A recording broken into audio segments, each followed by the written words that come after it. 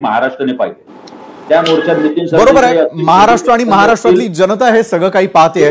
आनंद दुबेंकडे मी जाईल। गजाननजी पुन्हा एकदा आपल्याला मी संधी देणारच आहे। मात्र आनंद दुबेजी, मराठीच्या मुद्द्यावर जर मोर्चा काढावा लागत असेल, तोही महाराष्ट्रात काढावा लागत असेल, तर ते खरोखर दुर्दैवी असं मला तरी वाटतं। आज स्वर्गीय बाळासाहेब ठाकरे असते तर त्यांनी थेट या विषयाचा निकालच लावला असता, नाही का?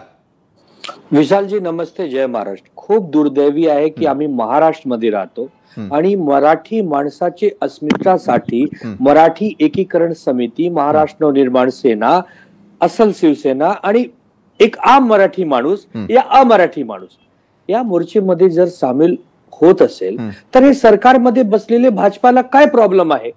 एक निशिकांत दुबे नावाचा खासदार, जो कोणी साधा सुद्धा कार्यकर्ता नाही आहे, 4 वेळचा खासदार आहे आणि त्याच्या झारखंडमध्ये एक दबदबा आहे, तो झारखंडमध्ये बसून असा म्हणत आहे की जर हे मराठी लोक बिहार आणि यूपी आणि झारखंडला आले तर यांना पटक पटक के मारेंगे। म्हणजे इतकी गुरमी आली कुठून?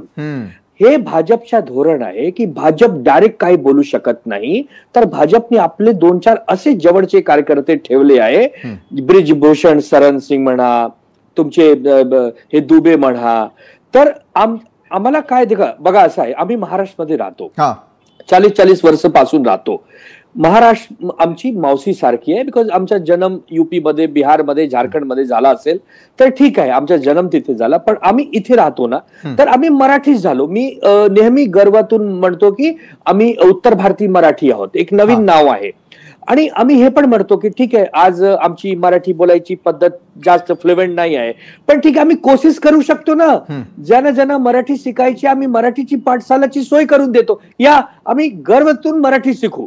पण हे जे भाजपचे लोक आहेत ना, यांना ह्याचे काही घेणं देणं नाही, त्यांना फक्त राजकारण करायचे आहे। आणि लॉ अँड ऑर्डर म्हणून एक मराठी माणसाची इतकी मोठी संस्था ज्याचं नाव आहे मराठी एकीकरण समिती, ते कोणत्याही पक्षाचे समर्थक नाही। आणि जर आम्ही राजकारण करत होतो यांच्या मनापेक्षा, तर प्रताप सरनाईक तिथे काय करत होते?